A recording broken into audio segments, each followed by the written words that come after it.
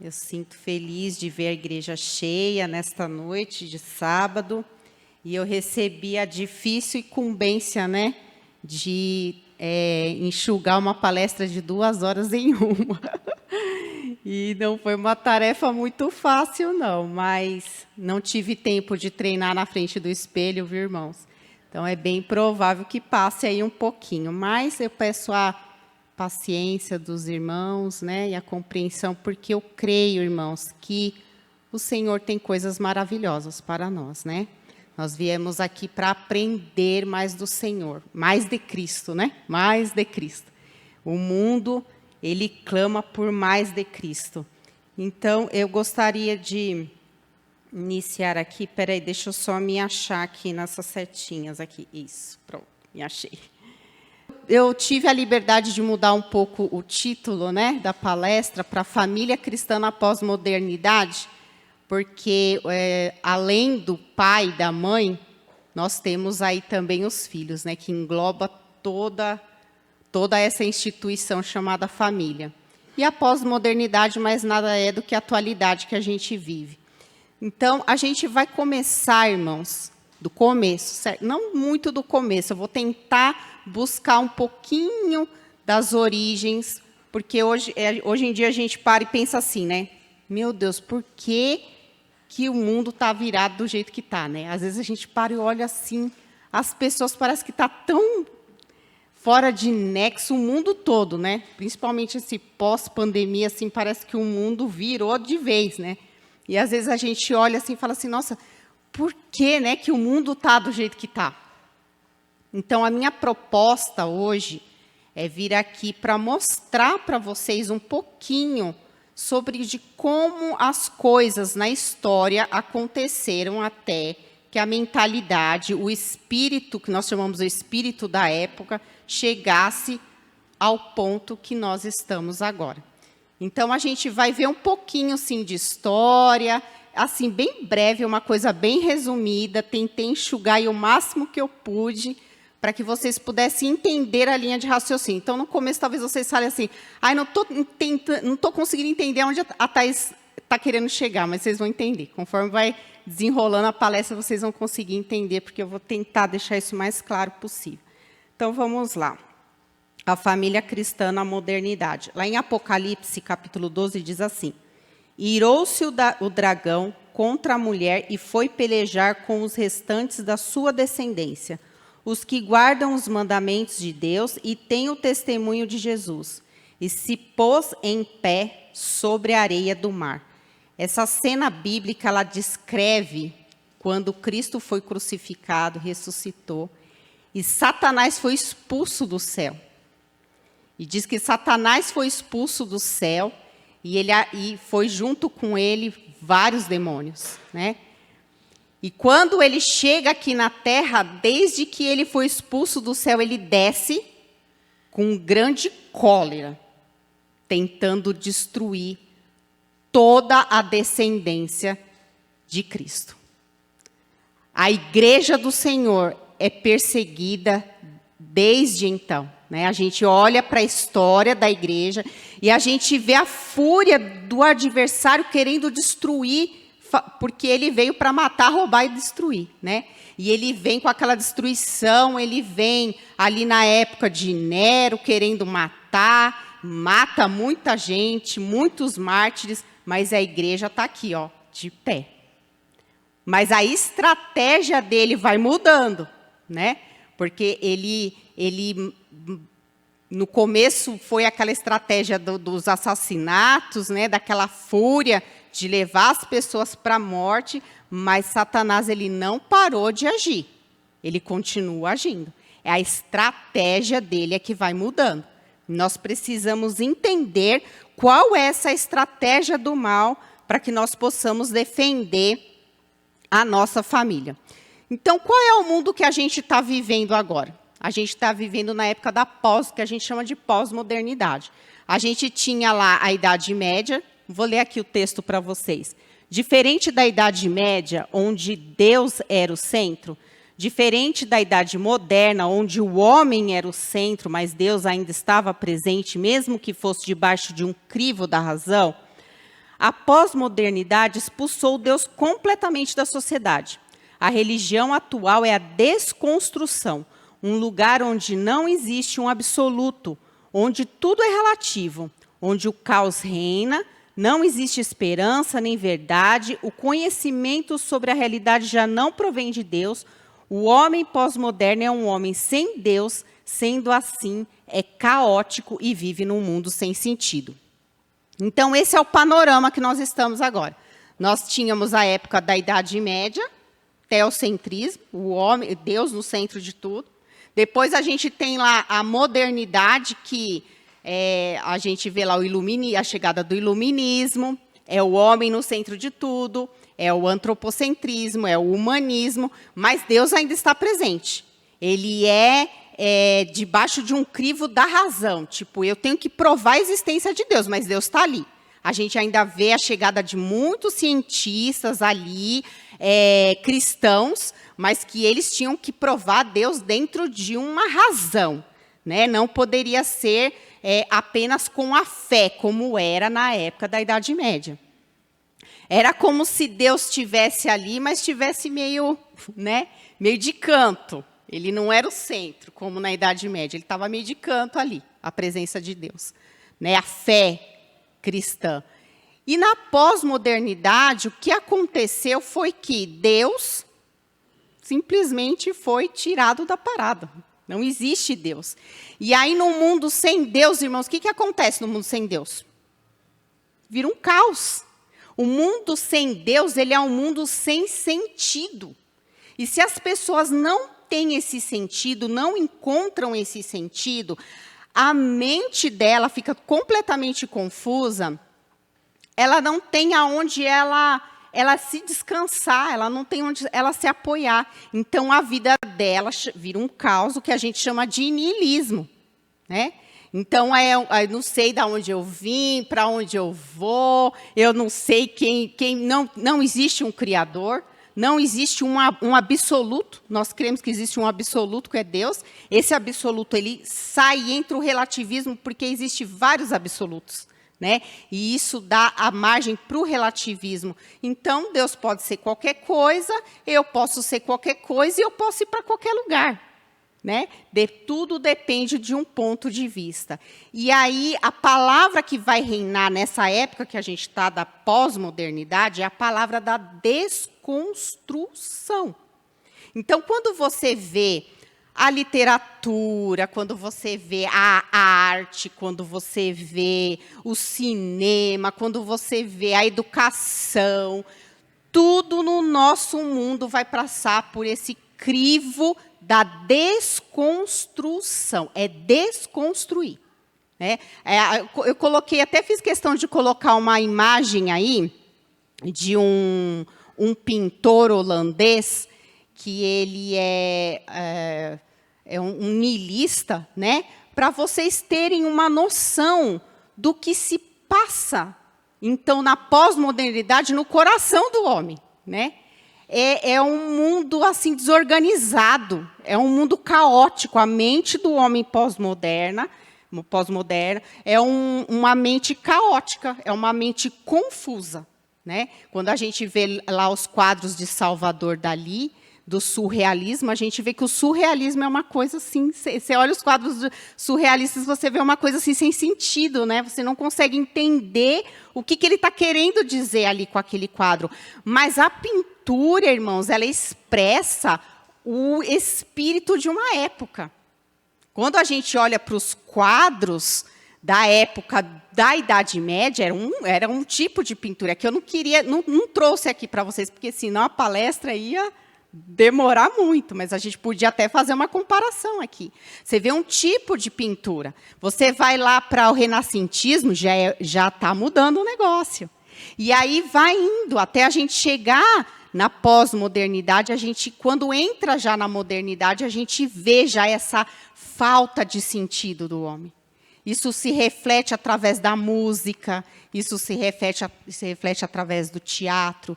E a palavra que ela é usada como base é a desconstrução.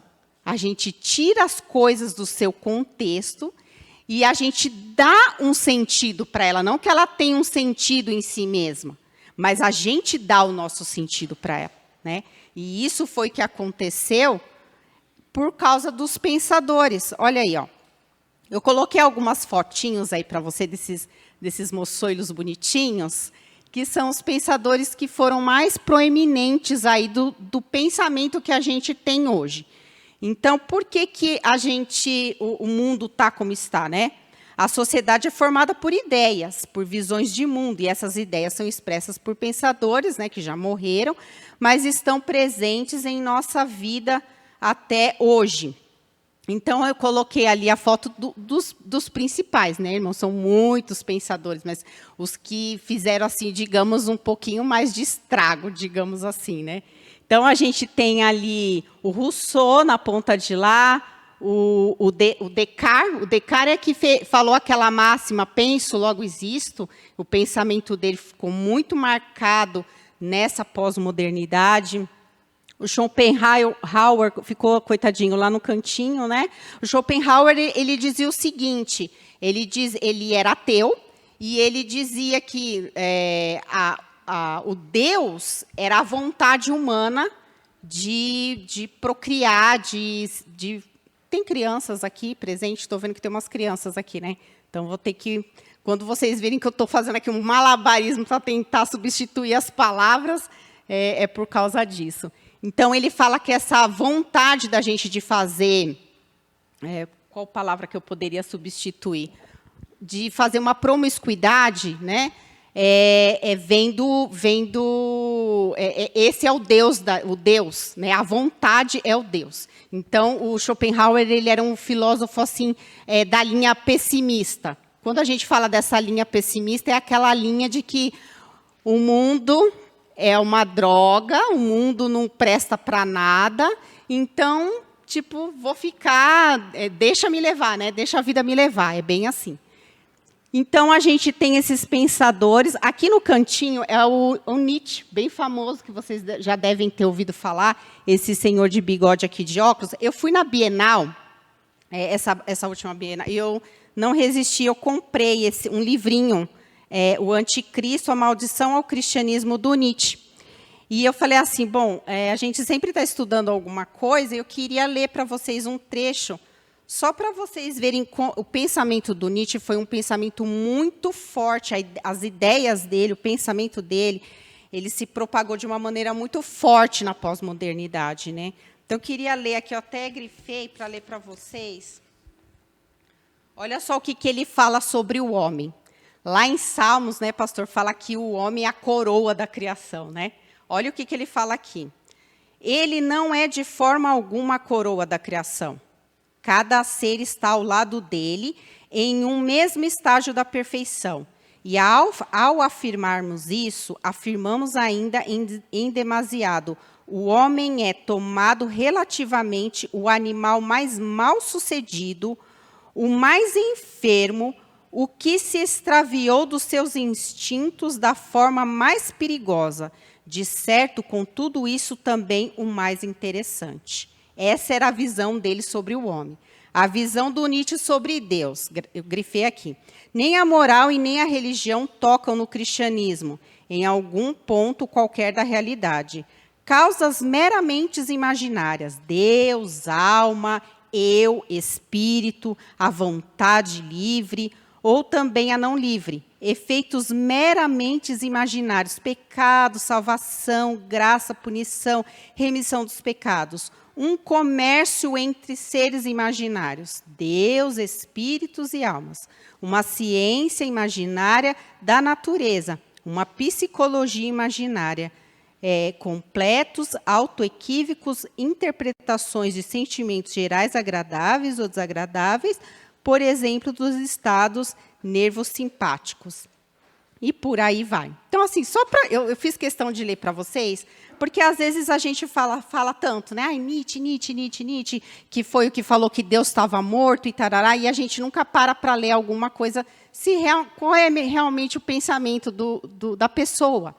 E a gente vê que ele é demasiadamente, tem aí aquela proposta mesmo de colocar Deus na falência mesmo. Deus realmente ele não existe, o homem nada é. Então, eu quis trazer isso para vocês porque como eu falei, as ideias, elas são mais poderosas, irmãos, do que uma bomba.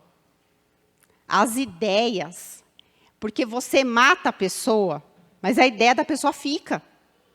Você mata o homem e o pensamento dele vai passando de geração em geração. Então, a gente vê que as ideias desse pessoal, ela foi tomando, né, conforme os tempos foram passando, elas foram se aperfeiçoando. Aí vem um filósofo, vem um pensador. Aí, às vezes, vem alguém e fala assim, eu não gosto de história, eu odeio filosofia, aí não entendo nada. Não tem problema, irmão. Você pode até não gostar de história, você pode até não gostar de filosofia, mas você está imerso nisso. Não tem como você escapar disso. Isso é a sua vida, isso é a sociedade que você vive. Você está dentro de um ambiente em que histórias estão sendo contadas, desde sempre. E não pense que essas histórias, esses pensamentos foram engavetados. Eles continuam na ativa ainda nos dias de hoje, tomando proporções avassaladoras. Né? Então, por mais que a gente não goste, às vezes é bom a gente tentar dar uma... Né? Porque é o mundo que a gente vive, é o pensamento, é o que a gente chama do espírito da época. Né?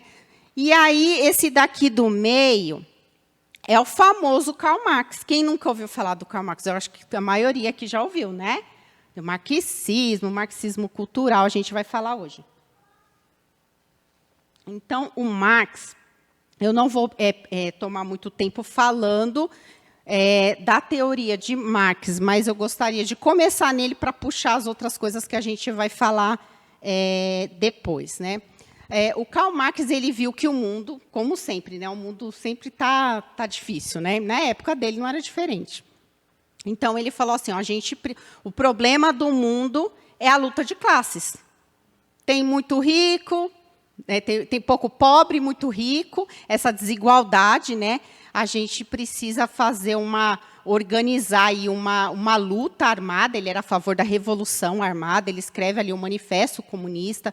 E a ideia de Karl Marx é o seguinte, olha, o mundo está esse caos, e para resolver esse caos a gente precisa colocar uma igualdade entre o aspecto do proletariado junto com a burguesia. Não pode ter essa diferença de classe, a gente precisa de uma igualdade de classes. E aí ele é a favor da revolução para que isso se estabeleça. E aí a paz vai reinar e o mundo vai ser consertado. Gente, cada vez que aparece uma ideia, e isso vocês vão ver até em filmes, é uma ideia de querer instaurar um paraíso na Terra. Você vê que o que um super-homem faz? Quando você pega lá os heróis da Marvel, né, os heróis da Disney, o que ele faz? Ele quer trazer o super-herói, o mundo está um caos, e ele vem e ele coloca a ordem, ele estabelece a ordem. Então, é sempre nessa narrativa que o mundo caminha. Né? A proposta de uma paz. Então, a gente iguala a sociedade e estabelece a paz. É o paraíso aqui na Terra, é tudo que todo mundo quer. Só que nós que somos crentes sabemos que a paz ela é instaurada como? Só quem pode colocar ordem nesse caos aqui, né? A gente sabe disso, mas as narrativas vêm sempre com essa proposta desse paraíso que pode ser através da guerra e tal. Enfim, não vamos nos ater nesses detalhes agora. Mas ele pede, né, como é que fala? Ele propõe no livro dele, no Manifesto Comunista, essa revolução, né? Essa revolução da classe trabalhadora para que aconteça essa igualdade. E teve várias revoluções, né? A gente vê que teve as guerras, né? O Stalin, a gente viu a carnificina que foi e não deu certo, né? A guerra armada ela não funcionou. E passa-se, então, a Primeira Guerra, né, com um saldo aí imenso de mortos, e passa-se a Primeira Guerra. Muitos anos depois, lá na frente, em 1924, isso antes da Segunda Guerra, antes de aparecer Hitler na parada, se unem lá em Frankfurt, na Alemanha, um grupo de intelectuais, e eles fundam o que ficou conhecida depois como Escola de Frankfurt. E qual que é a ideia desses intelectuais? Bom, essa ideia de Marx, essa proposta de Marx de instaurar a paz pela guerra, não deu certo, não funcionou. Morreu um monte de gente, teve caça aos cristãos, muitos cristãos morreram, invadiram igrejas. Quem já leu sobre guerra sabe que o estrago que foi. Não deu certo, né? Então, o que a gente precisa fazer? Né? A gente precisa destruir a família, porque a família ela é detentora da propriedade privada. Né? Isso foi uma proposta do Marx e que ela foi desenvolvida pelos seguidores dele. E daí acontece o que a gente chama de marxismo cultural. Vou explicar para vocês o que é isso. Então, os integrantes dessa turma aí é o Horkheimer, o Adorno, o Marcuse e o Pollock. Gente, parece que é uma coisa muito distante, né? Eu estou falando de 1924. Se eu falar para vocês que na universidade o que a gente mais ouve são esses caras aqui, é currículo em na maioria dos cursos, principalmente nos cursos de humanas, que a gente leia todos esses caras da Escola de Frankfurt. Está parecendo que está tudo complicado o que eu estou falando, né, gente? Mas fica tranquilo, tá? Eu vou descomplicar tudo rapidinho para vocês. É só para vocês entenderem aonde eu quero chegar, mas eu vou chegar, prometo que eu vou chegar. O objetivo era a desconstrução da cultura ocidental. Essa turma ela se reúne e elas decidem o seguinte, esses homens eles se reúnem e falam o seguinte, bom, a proposta de Marx qual que era? Destruir com a força, né? Com a violência, destruir com a guerra. Mas não deu certo. Nós precisamos procurar outra estratégia para que essa destruição aconteça. E qual a estratégia que a gente vai usar? A gente vai destruir através da cultura. Olha que legal. A gente entra na cultura, a gente destrói a sociedade de dentro para fora. Não joga uma bomba. Eu não jogo uma bomba aqui na igreja e mato todo mundo. Porque a gente já fez isso, não resolveu. Sempre levanta um e continua, né? Porque o cristianismo não morre assim.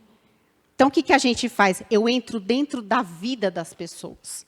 Eu entro através da cultura. Por isso que a gente chama de marxismo cultural. Eu vou entrar no dia a dia.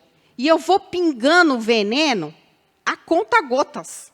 Eu vou pingando e eu vou dando para você, para você, para você, para você, para você. Vocês vão tomando em doses homeopáticas, pequenininhas, ano após ano, ano após ano. E aquela foto que eu mostrei para vocês lá da primeira página, da família reunida, ela vai desaparecendo. E eles nem vão perceber. Era essa a estratégia lá em 1924, gente. Que ano que a gente está? 2022. Será que conseguiram alguma coisa de 1924 para hoje? Façam uma análise. Faça uma análise se vocês veem em algum lugar foto daquela imagem que a gente viu, da família reunida. Por que a família, irmã Thaís? Por que a família? Vou explicar para vocês por que a família. E agora eu já vou entrando no nosso assunto, e já passou meia hora que a palestrante fica apavorada. No final da vida de Marx, ele deixa um livro que não foi publicado. Ele fez vários artigos, vários textos, e esse livro foi publicado pelo melhor amigo dele, que é o Engels. E o Engels ele publica esse livro que chama A Origem da Família, da Propriedade Privada e do Estado. E aí eu paro um pouquinho nesse slide para explicar para vocês a história desse livro. Por quê? Porque esse livro ele foi extremamente importante para que aquela turma que eu mostrei no slide passado colocasse as ações deles na prática para que essa destruição acontecesse. Então, o livro ele vai falar o seguinte, olha, antigamente, o Marx vai fazer uma análise, ele vai chegar na seguinte conclusão, olha, antigamente, as pessoas, elas moravam em tribos, né? Eram tribos, eram várias tribos. Não existia esse negócio da Thaís casada com o Hélito, que tinha 2 filhos, não.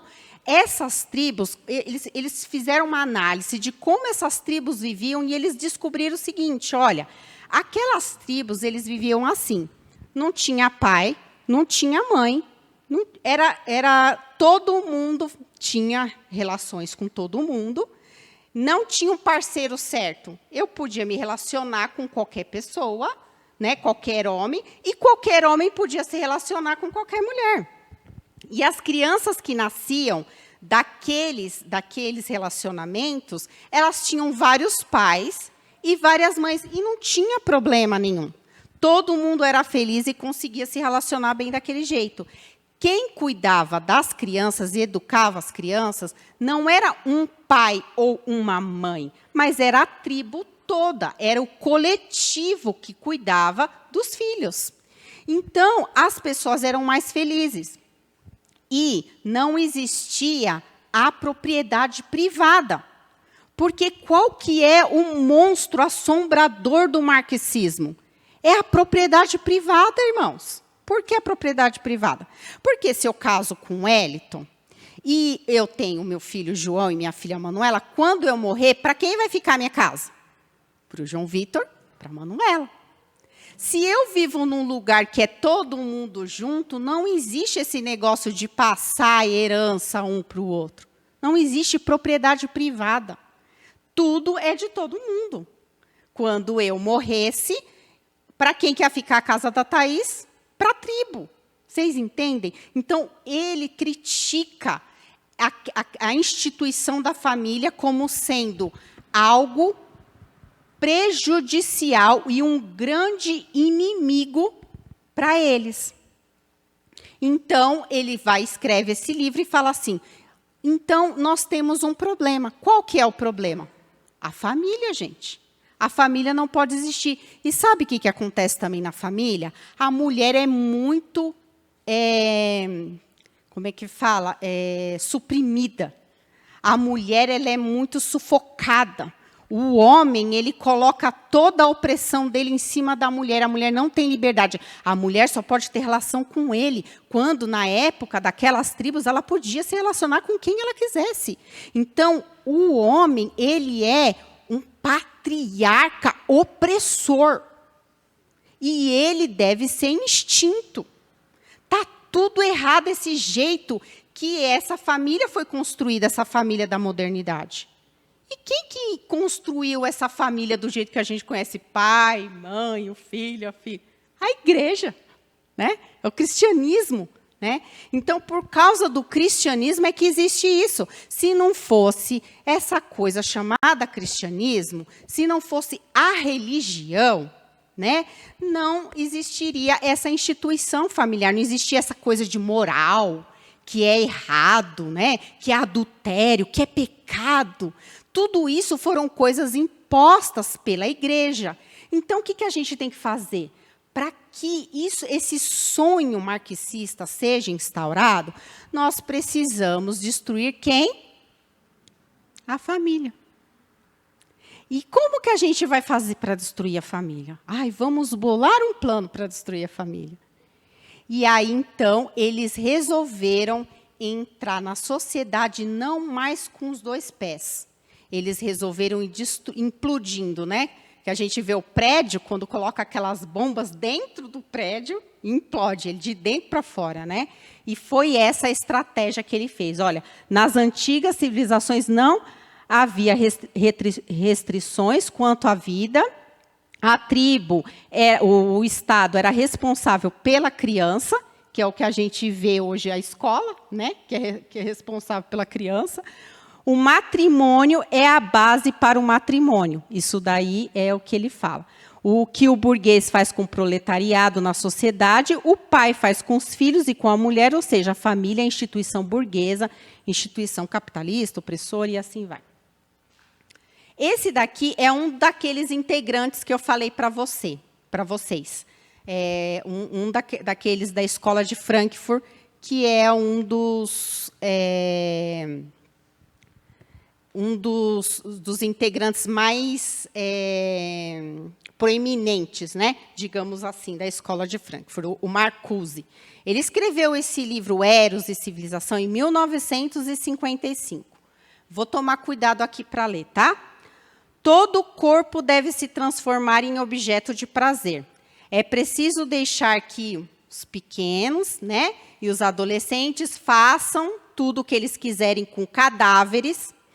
Ainda aconselho os pais a terem relações com os filhos, né?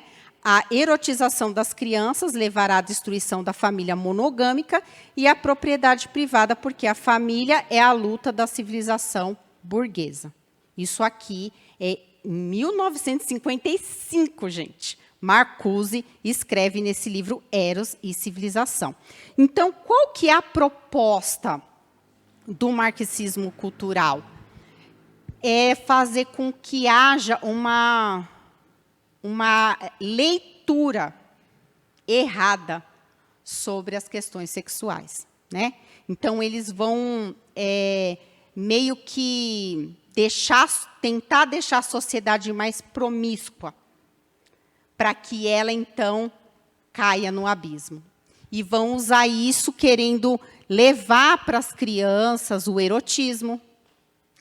Gente, quando a gente olha lá, né? Eu não vou falar muito sobre isso, porque isso já é outra palestra de ideologia de gênero. Mas quando a gente olha, gente, aquelas músicas erotizadas que as crianças dançam, né? O jeito de dançar, as músicas, as letras das músicas, estão conseguindo erotizar as crianças ou não estão? Estão, gente, né? Então, assim, entra, e é assim, a proposta deles é assim, eu comprei, irmãos, quando eu me proponho a estudar, eu compro os livros para ler. Só que me dá ânsia de vômito de ler os livros. Eu tenho vários livros lá comprados. Judith Butler, eu comprei do Marcuse, comprei vários livros lá, mas assim, dá ânsia de vômito, porque eu falei assim, eu quero ler para saber se esse negócio é desse jeito mesmo. Não dá para ler, irmãos, é uma coisa assim absurda a proposta deles. E aí começa o processo de implosão, né? Inicia-se a destruição da família. Então, com essa questão forte da promiscuidade livre, eu vou usar essa palavra, tá, irmãos? Vou ficar trocando aqui para não ficar falando toda hora a palavra que a gente conhece. A gente vê, por exemplo, né, na época que essas ideias estão sendo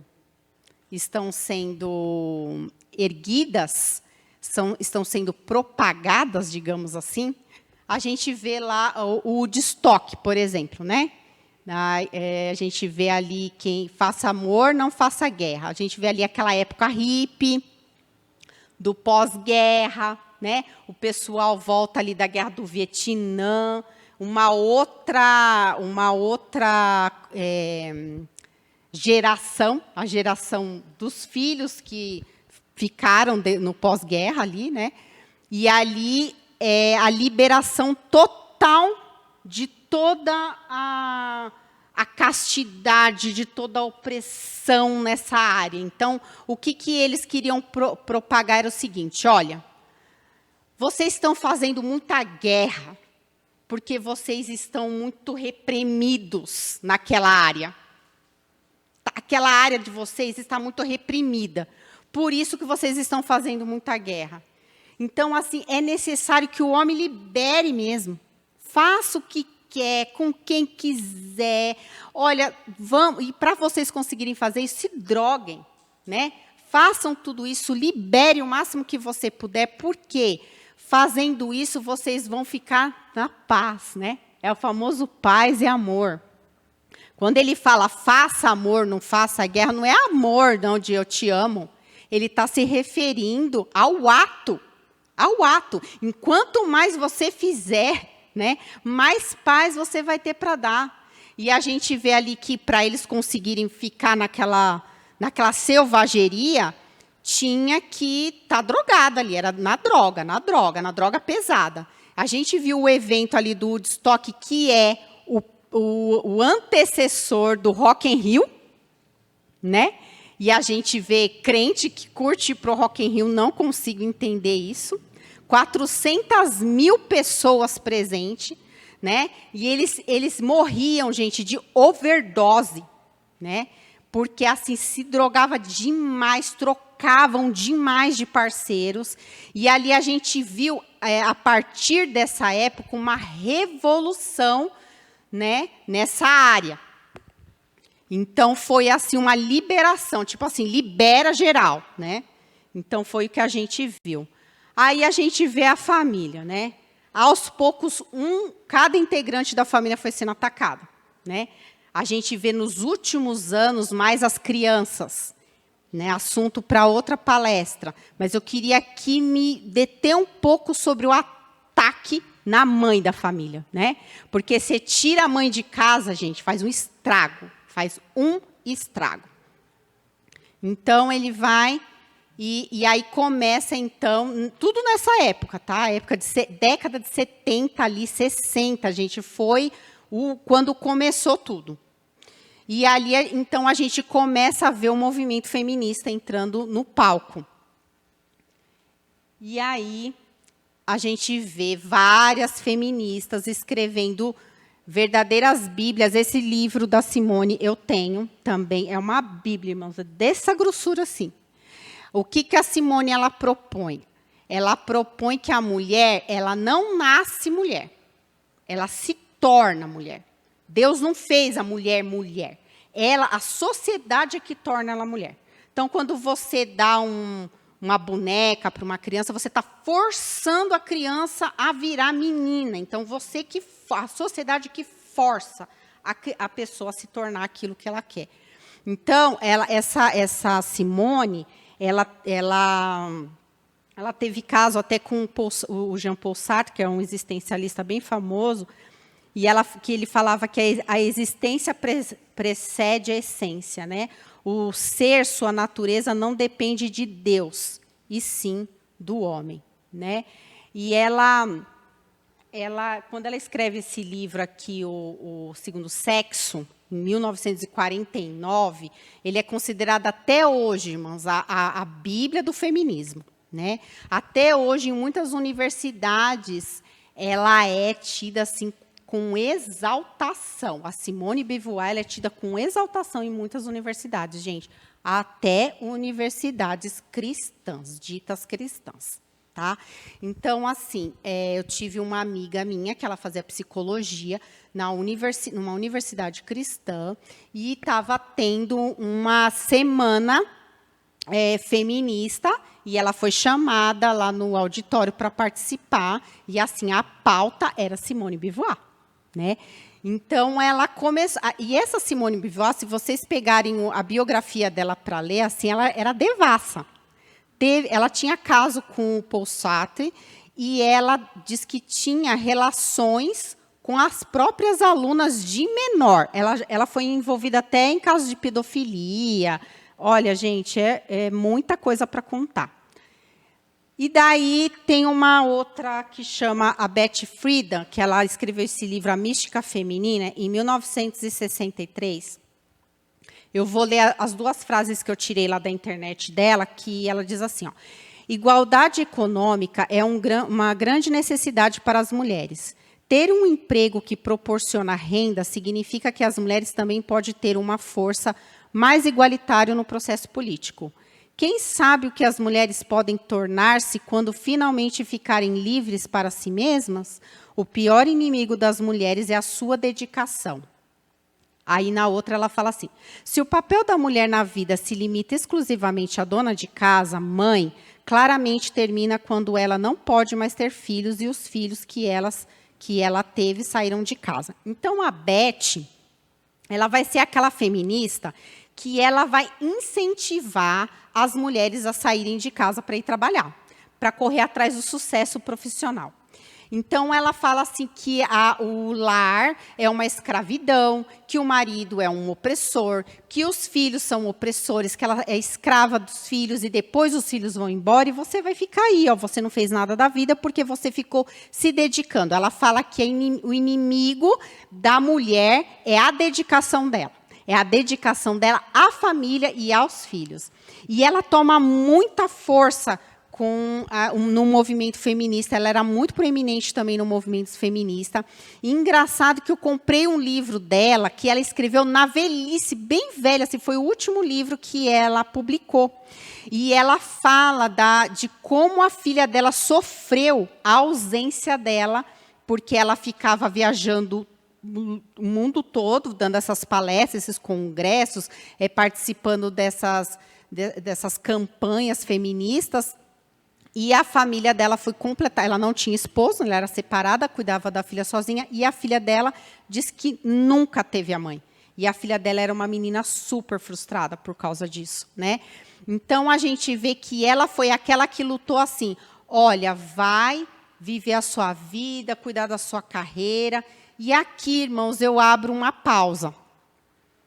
Nós precisamos pedir sabedoria para Deus, para como nós criarmos as nossas meninas, as nossas filhas. Porque a gente sempre cria os nossos filhos com esse espírito da época que foi colocado, inculcado na nossa cabeça, que você tem que ter sucesso profissional. Gente, da onde está escrito isso? Na Bíblia.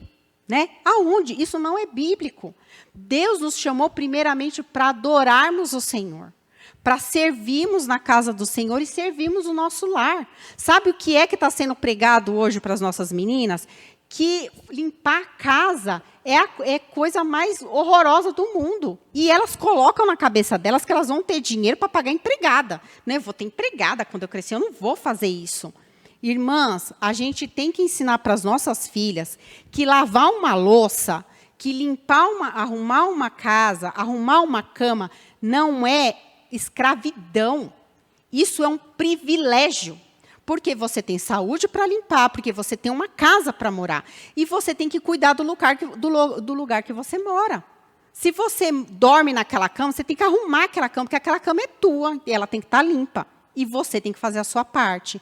Então, assim, o mundo tem pregado assim, uma coisa de rebaixamento do serviço doméstico, que é uma coisa assim, impressionante. E muitas mulheres cristãs criando isso dentro da cabeça das filhas, falando assim, eu não estou criando a minha filha para ser o que eu fui. Dona de casa, doméstica, como se fosse, irmãos, a coisa mais vergonhosa do planeta Terra. Então, o que a gente tem que pedir para Deus sabedoria para ajudar as nossas meninas, né? Primeiro, ensinar a limpar a casa, que já é a maior passo de independência que uma criança pode ter, né? Quando eu dava palestra falando sobre como criar os filhos, a primeira coisa que eu falava, gente, quer ensinar o filho a ser independente, não é morar sozinho, não. Quer ser independente, vai limpar a casa. É o melhor sinal de independência que você pode dar para o seu filho. Né? Porque você falar que você vai morar sozinho, não sabe lavar uma louça, como que você vai morar sozinho? Né? Então, primeiro já começa aí. E outra, vamos pedir para Deus nos ajudar a nossas filhas escolherem as profissões delas. Porque que acontece? Eu tenho visto por aí muitas meninas formadas, casadas, que estão planejando para engravidar em choque, porque ou o emprego ou a família, ou o emprego ou a família, e não quer deixar a família porque são crentes, entenderam que precisa ficar com as crianças, mas ficam em choque por quê? Porque sabe que elas se formaram em algo que vai pedir muita dedicação delas e elas vão ter que optar por uma coisa ou outra. Então, assim, na hora de ajudar os filhos, as filhas, principalmente, porque hoje não, hoje elas são solteiras, elas são moças, mas lá na frente elas vão entrar nesse choque. Então, assim, ajudar elas a decidirem dentro do dom delas algo que não vai puxar demais, ela vai ter que abandonar a família. Que ela vai conseguir, de repente, fazer um home office, que ela vai conseguir trabalhar meio período, porque senão, gente, a pessoa se mata de trabalhar e ainda tem que abandonar os filhos, porque fica dividida entre a carreira profissional e a família, né? Então, essas mulheres, infelizmente, causaram um estrago muito grande, principalmente na igreja. Essa Kate Millett aqui, ela é outra, só que ela já foi para uma outra linha. Ela escreveu um livro, né, em 1970, que ela ela fala, nesse texto que eu vou ler para vocês, que ela vai usar aquele livro lá da propriedade privada do Marx. Você entendeu, gente? O negócio foi escrito lá por Engels, né? Anos e anos atrás, e ela aqui em 70 está se referindo ao livro do cara lá atrás, para dizer que ela está pautando a sua política nisso. Só que ela vai para um buraco mais baixo, né? Porque a Kate Millett, ela já propõe uma revolução naquela área lá, entendeu? Uma revolução de chutar mesmo o pau da barraca mesmo.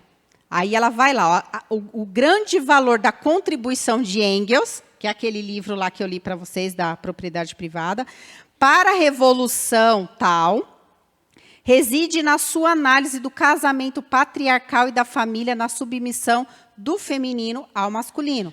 Engels, assim como Marx, compreendeu o protótipo histórico e conceitual de todos os subsequentes sistemas de poder, de todas as relações econômicas opressoras e o próprio fato da opressão em si.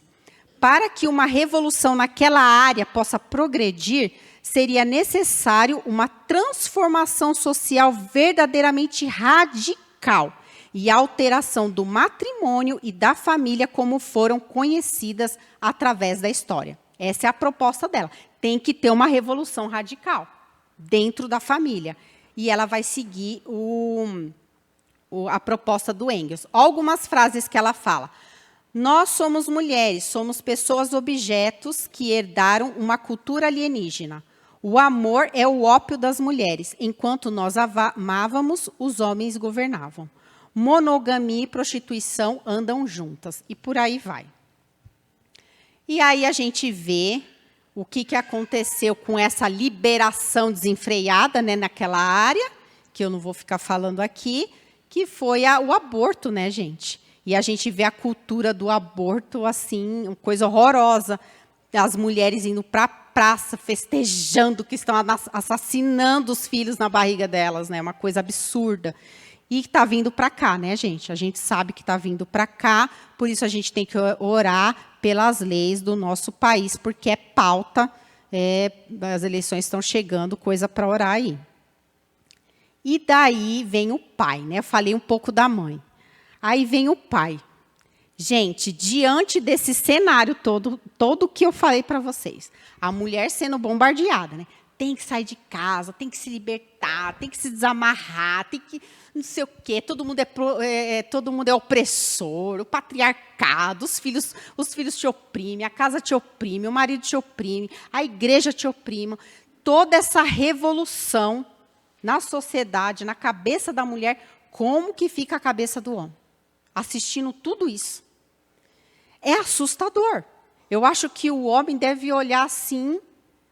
Um dia, é tão engraçado, irmãos, que a minha filha, quando tinha 10 anos, hoje ela tem 13, quando ela tinha 10, ela estava debatendo no celular, eu não sei se era no Instagram, no TikTok, não, acho que nem tinha TikTok, eu sei lá onde que ela estava debatendo, as meninas de 10 anos falando que os homens eram opressores, machistas, que não sei o quê. Aí ela veio me contar, eu falei, que essas meninas de 10 anos sabem disso? De onde vocês tiraram isso? Porque essas gente, com 10 anos eu estava brincando na rua, eu estava brincando de boneca. O que vocês estão falando de homem? Vocês não sabem nem o que é amor. Aí ela pegou e falou assim, pois é, mãe, nossa, eu quebrei maior pau com a menina lá, porque a menina veio falar que, como é que ela falou? Veio falar mal dos homens. Eu falei, olha, eu tenho pai, eu tenho um irmão, você vem falar mal deles? Olha aqui, como que o seu irmão se sentiria se você escutar? Aí entrou, sabe, na briga. Daí ela falou, mãe, eu falei, porque eu acho um absurdo, né? Elas ficarem falando mal dos homens, se denegrindo a imagem masculina. Gente, vocês viram que nível que está chegando o negócio? Assim, o negócio que era coisa de adulto, está virando papo de criança, né? Então, assim, é uma coisa que tá escalando. Ela está escalando. Está escalando para o abismo, né? E aí o homem olha essa situação e ele fica sem saber o que fazer. Porque o que elas estão pregando é um mundo sem homens. Porque se lá atrás o mundo maravilhoso seria o mundo da igualdade de classes, agora o mundo que é o paraíso é o mundo que não tem homem. Essa é a narrativa. O mundo sem homem vai ser um mundo perfeito, porque homem só veio para atrapalhar o negócio, né? Então, elas vieram e, olha só, essa Solanas aqui, gente, ela escreveu um livro que chama Scum Manifesto, fazendo uma analogia com... Não é ela, não, que fez a analogia, que depois eu falo, não esquece. A Solanas, ela escreveu esse livro aqui, olha, ela foi uma feminista radical, lésbica e escritora estadunidense.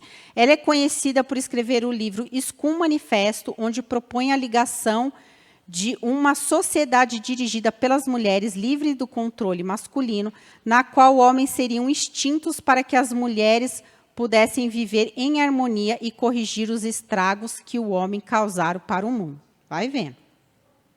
Esse daqui, olha. A Donna Haraway, ela escreveu esse homem, Manifesto Ciborgue, que é uma analogia ao Manifesto Comunista. Todas elas são marxistas, viu, gente? Só para deixar claro aqui. Então, o que a gente vê que está acontecendo? Uma crise, gente, de identidade. As pessoas não sabem mais quem elas são. O ciborgue, o que é? Uma mulher misturada com um robô. É essa a proposta dela, que ela fala que daqui a uns anos a sociedade vai ser esse ciborgue, meio gente, meio robô. Só que nessa sociedade de meio gente, meio robô, a gente não vai procriar, a gente vai ter filho tudo in vitro, e os filhos masculinos que tiver lá, a gente mata tudo, porque não precisa. Gente, é uma coisa assim absurda. É o paraíso que elas querem sem os homens, né? E daí, o que acontece com os homens? Os homens, diante dessa situação, eles vão se retraindo, né? Eles vão se retraindo de um jeito que eles ficam mais perdidos do que as mulheres. E, gente, imagine a cabeça desses jovens que estão nascendo nessa nossa geração. Eles estão perdendo a identidade, não sabem mais o que são. Então, aí, os homens que são valorizados são os homens mais metrosexuais. Agora tem essa modinha do metrosexual, né? Que já não é mais aquele homem, o machão, né? Que tem a barba. Não, é aquele que cuida das unhas, é aquele que começa a cuidar da pele, da cuts, né? É aquele que começa a ir no salão de cabeleireiro, que já, né? Faz o topete, passa o gel, né? Então, o homem começa a tomar vai se feminilizando, né? E haja visto que, atualmente, né, diz que as clínicas estéticas estão focando muito para esse mercado masculino. E aí a gente vê a androginia. A androginia não é androgenia, tá? São duas palavras diferentes, porque a androgenia é uma questão hormonal. É outro assunto. A androginia é essa coisa aí que vocês estão vendo. Vocês não sabem o que é. Você olha, você não sabe se é homem, se é mulher. É um conceito novo, né? Essa atriz é uma atriz bem famosa, a Tilda, né? Ela é a a feiticeira branca lá do Nárnia, né? Ela sempre faz esses papéis assim meio de anjo, né? Então assim a gente parece assim uma coisa que não tem meio sexo, né? Não sabe se é homem, se é mulher. Então, o que demonstra isso, gente? Demonstra aquele caos que eu falei lá no início. É o caos da pós-modernidade. Tiraram Deus, não tiraram? Lá atrás, Nietzsche não tirou Deus da sociedade. Quando tiro Deus e tiro o absoluto, é isso que acontece com a sociedade. A sociedade ela fica tão perdida. O homem ele já não tem mais referência. Por quê? Qual é a nossa referência, irmãos? É Cristo, é Deus. Ele é o nosso absoluto. Tiraram o absoluto da nossa sociedade e colocaram o relativo no lugar. Você é o que você quiser ser. Você faz o que você quiser fazer. Quem falou para você que você tem que cuidar da sua casa? Quem falou para você que você tem que cuidar do seu filho? Não existe um padrão. Nós temos um padrão. A Bíblia é o nosso padrão. Deus é o nosso absoluto. É Ele quem dita as regras e pronto. E quando a sociedade foge disso, ela se gaba de que ela está fazendo algo super legal porque está independente da vontade de Deus. Mas sabe o que acontece? O caos. Porque ela já não sabe, ela entra numa loucura que daqui a pouco a mulher está lá escrevendo o livro, metade mulher, metade robô. Ela se perde, gente, na própria essência dela. Porque a identidade ela vai sofrendo uma desconstrução. Se você não tem quem você se espelhar e ver que você é ao contrário do que Nietzsche dizia, você é a coroa da criação. Você é alguém muito importante, você é imagem, você é semelhança de Deus.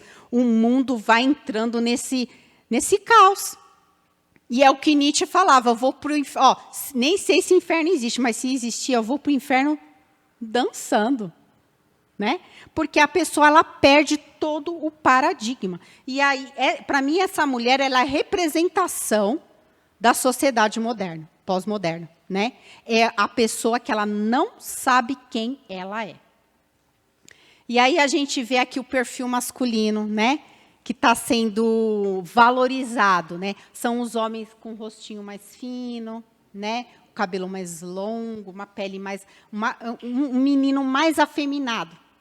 É esses meninos que estão sendo apresentados na sociedade. Peguei 3 atores famosos aí para vocês verem. E as narrativas continuam, né? Alguém aqui já assistiu essa Enola Holmes? Alguém assistiu esse filme? Gente, quem assistiu esse filme, o dia que eu assisti com a Manuela, é uma narrativa totalmente feminista. Ela é uma menina, é uma heroína, e ela foi criada de um jeito completamente diferente pela mãe dela. E ela é uma heroína que ela não precisa do príncipe encantado para vir socorrer ela. Né? Ela é a empoderada, né? Que vem e ela luta, ela vence tudo, e no final ela não fica com o menino, porque ela não precisa de homem. Ela não precisa, ela precisa dela mesma. Então, a gente vê a Mulher Maravilha, a gente vê a outra lá, o Gambito lá da rainha.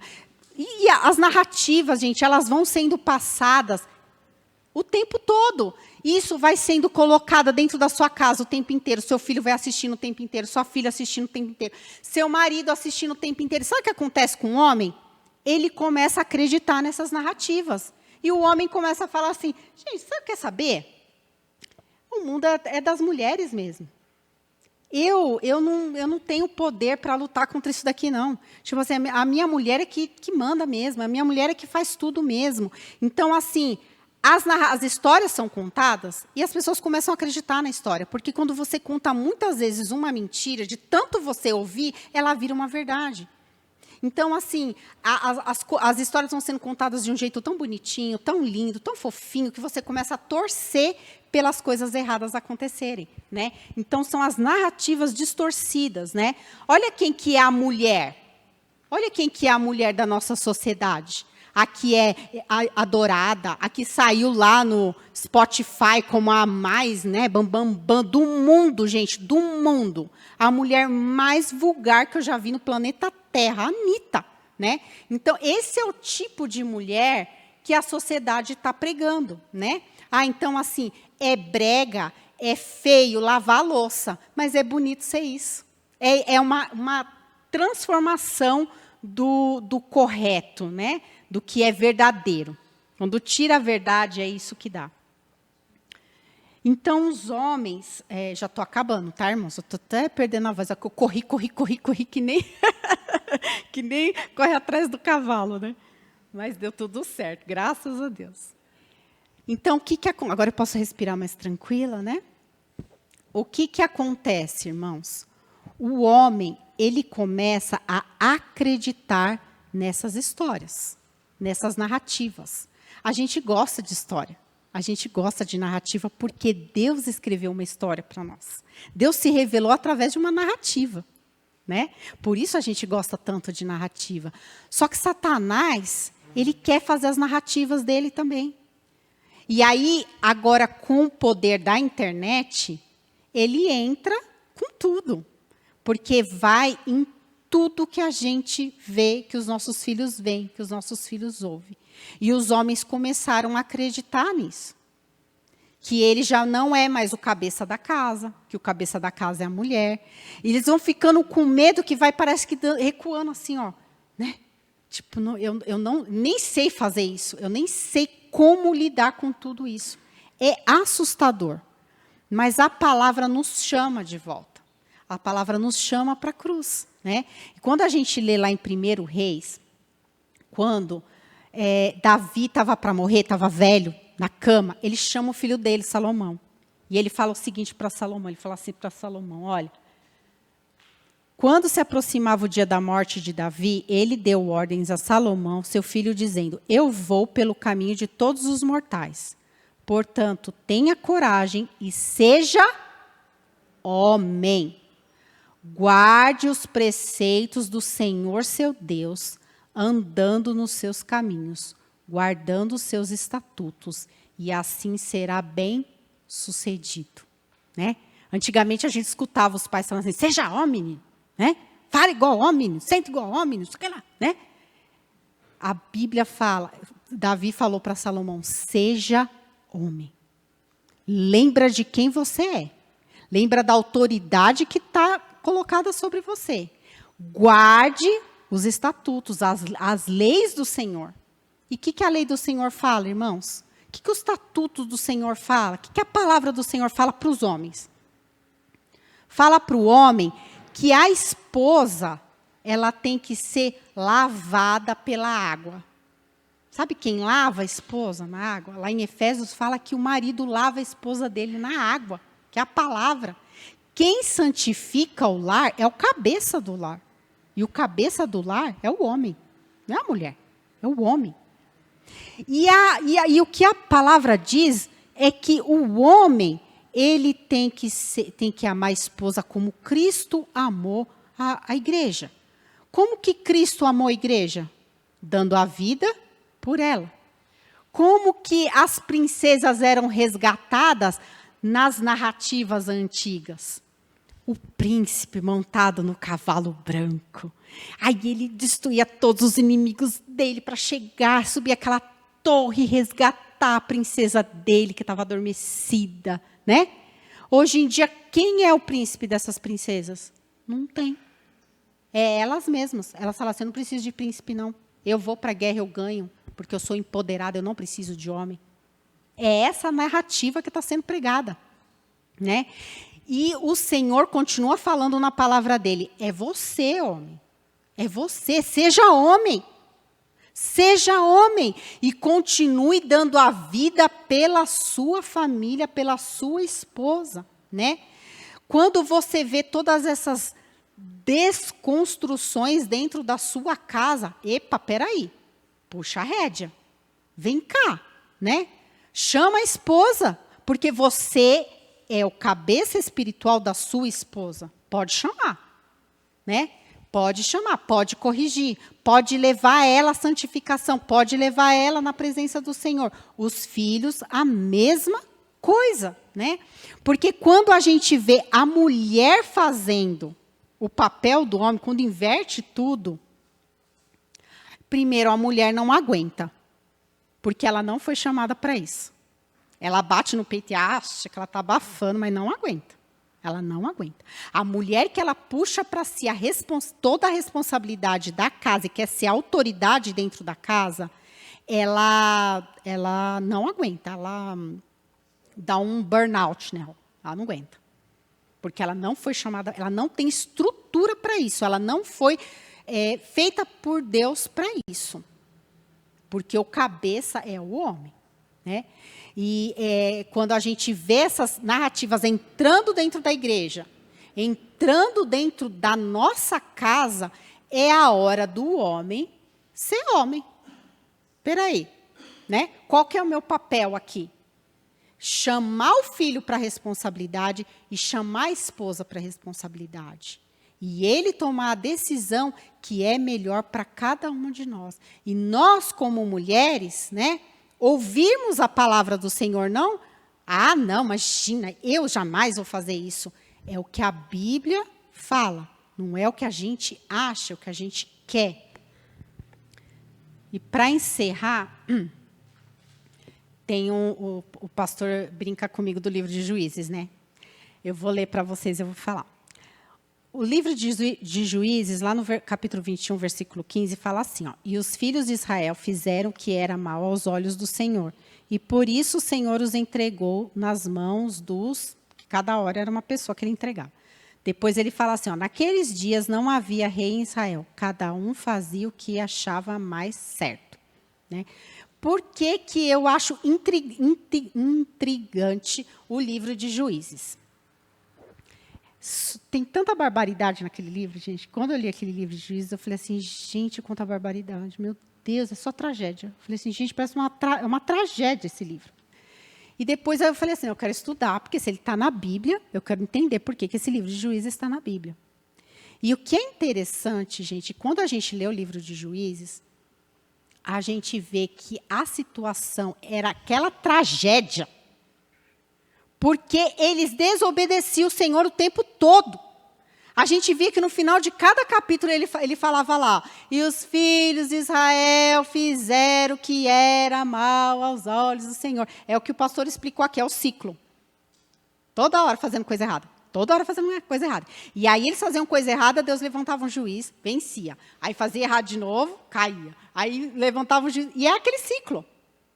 Irmãos, não é diferente nos dias de hoje. Quando a gente olha para o livro de Juízes, sabe como que a mulher era tratada? No começo, né, a gente vê até a Axa, tratada muito bem ali pelo seu esposo, pelo seu pai. Depois a gente vai vendo uma desvalorização da mulher naquele livro, né? O voto tolo de Jefté, que entrega a filha dele, o outro que entrega a menina lá para ser abusada a noite inteira, depois ainda pica a menina em 12 pedaços. É só tragédia aquele livro. Entrega a menina para ser abusada a noite inteira, depois pica a menina assim, em 12 pedaços, e manda cada pedaço da menina para uma tribo. Essa desvalorização da mulher acontece no livro de Juízes e está lá para mostrar o que acontece com uma sociedade quando abandona a lei do Senhor e os seus preceitos. Uma sociedade que não ama a Deus, que não guarda os seus mandamentos, desvaloriza e maltrata a mulher. Os homens ficam covardes.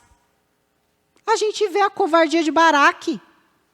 Teve que Débora se levantar para ir lutar, porque Baraque falou assim, só vou se você for comigo.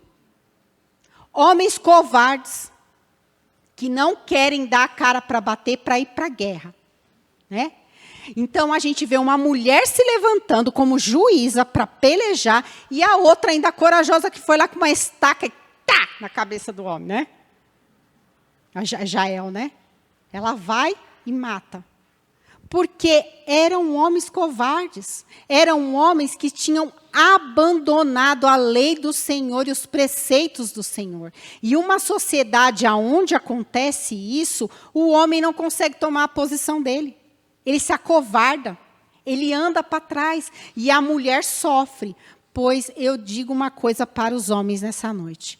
As mulheres, por mais que seja pregada aí, esse empoderamento que a gente vê em tudo, no comercial, nas novelas, nos filmes, a mulher ainda está esperando o seu príncipe encantado.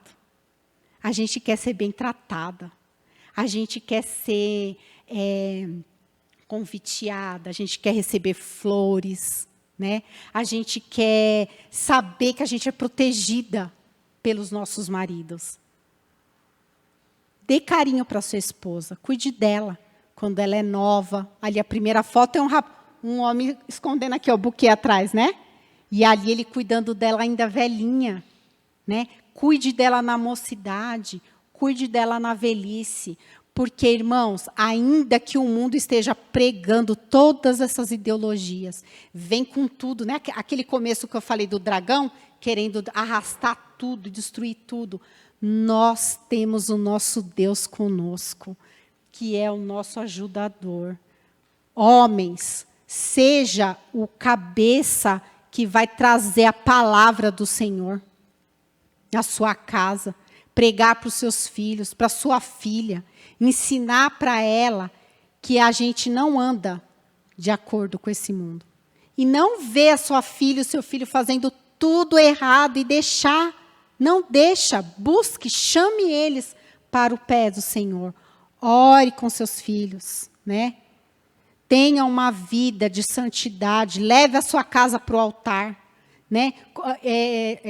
Suba, erija o altar do Senhor dentro do seu lar e chame eles para a presença de Deus.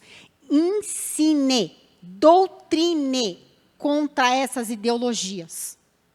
Tudo isso que a gente viu aqui, irmãos, você pode inculcar na cabeça dos seus filhos, para quando eles chegarem lá na faculdade, eles não venham se perder. Como eu já vi muitos filhos de crentes se perdendo. Gente, vi gente criado na igreja, entra na universidade, acabou. Porque toda essa história que a gente ouviu aqui, eles vão ouvir, mas não vai ser desse jeito que a gente está falando aqui. Vai ser de um jeito todo nosso. Sabe? Aquela coisa do empoderamento. É tudo muito lindo. E eles vão pelo canto da sereia. E nós, como mulheres de Deus e homens de Deus, temos esse papel de chamarmos os nossos filhos à responsabilidade da palavra do Senhor.